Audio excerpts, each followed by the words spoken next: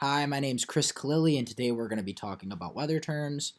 So, the AP style book is extremely specific into what weather terms are defined as in consideration of the statistics of miles per hour, distance, the amount of rainfall, all characterize what each term is defined as and what term to use specifically within the AP style book. So, let's continue on with that idea. So, to define weather terms, it's all of the following. I'm going to give you 10 of these terms are based on definitions used by the National Weather Service, and all temperatures are in Fahrenheit in the AP style book. To start the definitions of the 10 terms I'm about to give you as examples, a rainstorm is a storm with heavy rain. Do not call it a rain event that is specifically mentioned in the AP style book. A flash flood watch is alerting the public that conditions are favorable for flash flooding and to take additional precautions. A windstorm is a storm with heavy wind but little or no precipitation, and do not call it a wind event. Essentially, if there is precipitation, it is no longer a windstorm. This is what's essential about weather terms. They are very, very specific. Also, flash floods are a sudden, violent flood. It typically occurs after a heavy rain or melting of snow.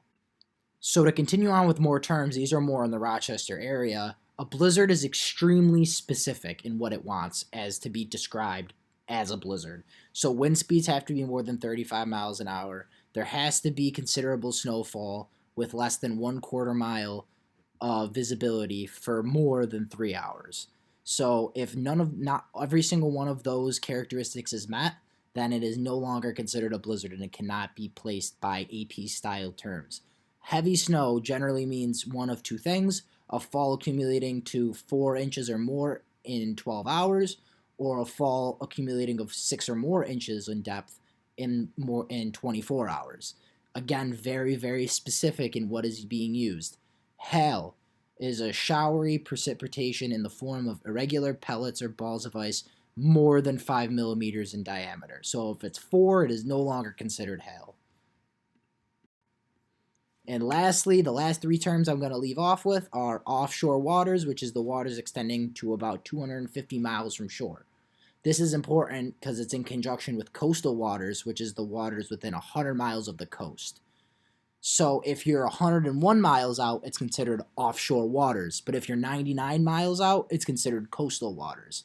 This is the whole point behind weather terms. They are very, very specific in what they are asking for. And to finish this off, dust storms have a visibility of 1/2 mile or less due to dust. Wind speeds have to be more than 30 miles per hour to be considered a dust storm. So to summarize quickly, weather terms are extremely, extremely specific in what they are asking for, dependent upon the characteristics in the environment. If that's miles per hour, if that's wind speed, if that's distance, if that's how hard it's snowing or raining. Be very specific and always check the AP style book. Thank you.